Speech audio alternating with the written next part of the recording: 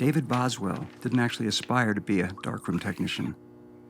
He wanted to be Zorro, or a magician, then a filmmaker, or a photographer, or a cartoonist. But by 23, David Boswell was a darkroom technician. This is where David worked, and this was their biggest client, which meant this is what he printed pictures of day after day, after day, after day, after day. On a cold night in September, he returned home to a tiny apartment so he could sit at his desk alone with his unfinished commissions and unpaid bills. At exactly 7:06 p.m., he put pen to paper and drew Reid Fleming, the world's toughest milkman. Who the hell's Reid Fleming? Reid Fleming, first I didn't like him so much. Well, he's repulsive. One of the best. He isn't a superhero. He isn't a do-gooder. He isn't someone who saves the day. Cracks me up. He's obnoxious and cruel and mean. It just made me laugh. It had a real... I don't know if Homer would have been bald if I hadn't seen Reid Fleming. It was sort of an instant reaction. It was unlike anything I'd ever seen. It was just a brilliant concept. How can you not love anything? You look at it the first time and he's saying, I thought I told you to shut up. I thought I told you to shut up. I thought I told you to shut up. I thought I told you to shut up. I thought I told you to shut up. I thought I told you to shut up. We're busy filming, shut up. Irreverent, unstoppable, defiant. Reid Fleming is what David Boswell was born to do. Cut! The character was intended only to be a single page. He was a one-note character who was totally explained on that first page. That's it. That's the character. That's all there is. There doesn't need to be any more. And I still believe that. The first Reid was kind of this is a one-off.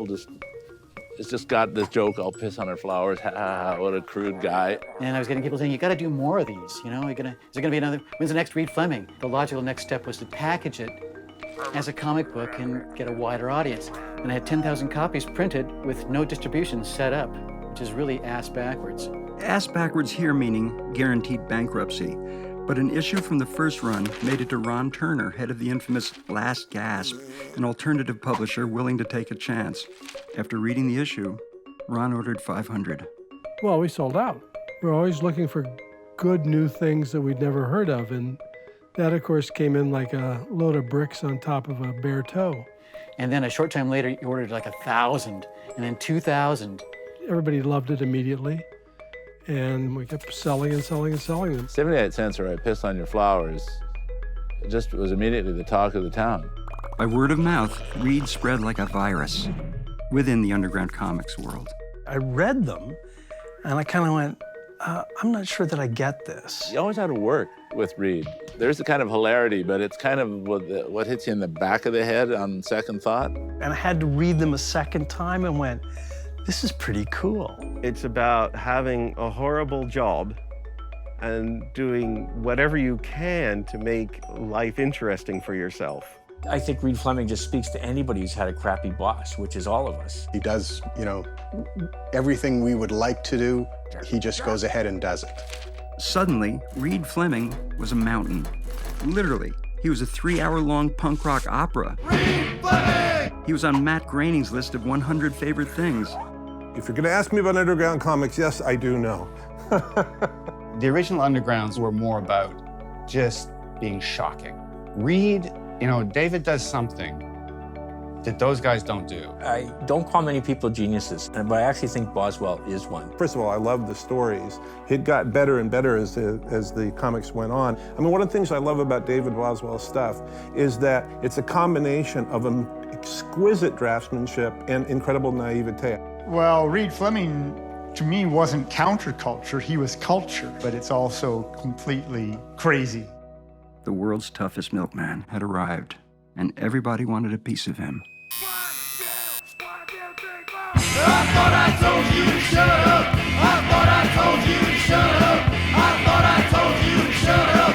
I thought I told you to shut up. Reid Fleming was going places. I I understand this might be coming a movie. Is that true? It's a possibility. It could happen this year. Several producers would like to make a Reid Fleming movie. Dave Thomas of SCTV would like to play the Mad Milkman. I thought it was hilarious. I wrote a script. They threw it out. They never did a damn thing with it. Wait, so this is where it gets a little complicated. When Hollywood wants your creative property, you have one of two choices: to option or sell the film rights. Optioning pays less up front, but is temporary and partial. Selling outright means you forfeit the rights entirely. But it's a much bigger payday. Much more enticing if you're a Canadian cartoonist trying to use a cult property to provide for your growing family. But I mean, I don't know what happened with them at Warner's. I mean, I know that it was in active development there. I first met Reid Fleming when two writer-producers brought me the comic book,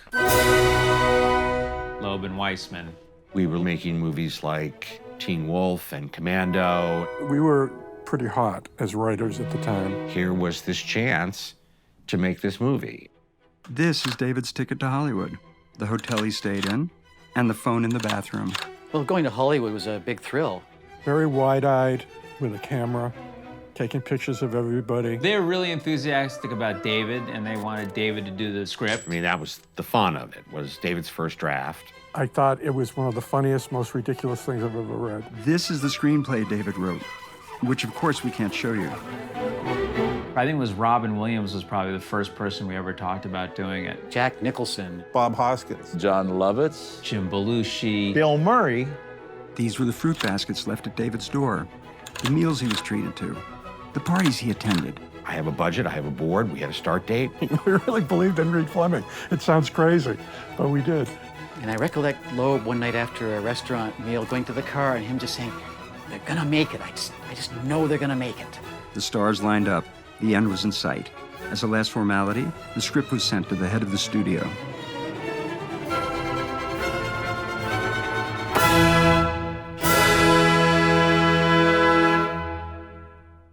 I was told he didn't get it. And it wasn't like there was a conversation. It was like suddenly we went from green light, full speed ahead, to dead. I know they read the script. I know they looked at the comic book. But I don't know if they pictured what it could be. It was just felt very counterculture to people, to the bosses, you know? You know, it went further up the food chain and they got cold feet. Hollywood, it's a nightmare. It's a nightmare, you know? Reid relaxed back into obscurity. Over the years, David fielded countless proposals from actors, producers, and directors, myself included. I would probably sell my mother for a chance to play Reid Fleming. I don't see how they can improve on what David's already done. Now, has he considered doing it in an animated form? Do they own all rights at Warner's? He couldn't? Why? All I really know is that, you know, he took some money up front because he needed some cash. As far as I know, it's locked in the vault at Warner Brothers, and there it will stay. One of the worst days of my life was to realize that I don't own the rights to my own comic book. No matter who wants it, it's not for sale.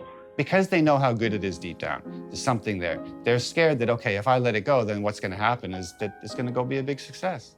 They won't sell it because someone in there knows the power of this piece, which is quite encouraging and should be to the lovers and fans of Reid Fleming. Eventually, the calls stopped. David Boswell, he never actually aspired to become a broke cartoonist. But 30 years after Hollywood came knocking, David Boswell is a broke cartoonist. Hardly anybody makes a living at doing these things. I have no idea how he handles it. I have no idea how he survived this long. It's quite possible that he goes home and has gut-wrenching moments of grief behind a closed door. I don't think he worries that much. And if he does, he hides it very well. David's one of those guys who's underappreciated and underacknowledged. I think the only reason why David Boswell isn't more widely recognized for the genius that he is that the movie of Reid Fleming never happened. I get asked a lot about the film, exactly 10 years from the creation of Reid. I was in Hollywood to write a screenplay for a major studio. A movie is a potential. It might or might not happen. Like a lot of things in life might not happen. You sort of hope they do, but if they don't, you go on living. The key to life is always having something to look forward to. And I've got a wonderful family.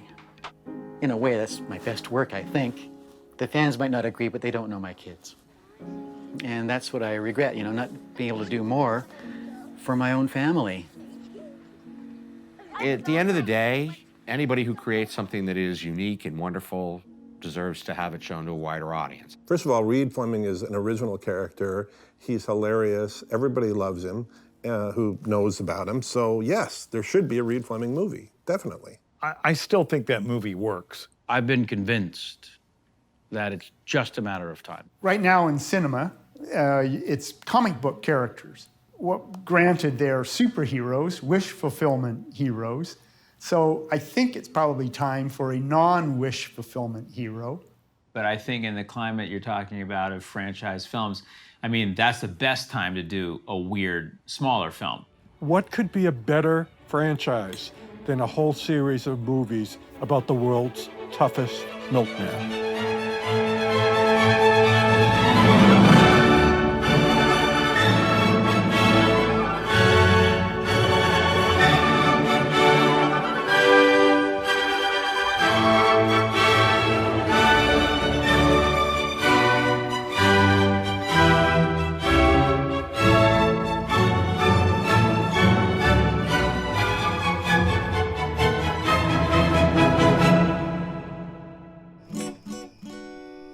It's Reid Fleming, the world's toughest milkman. That's Reid Fleming. No one can do what he can when he looks you in the eye and says, I thought I told you to shut up.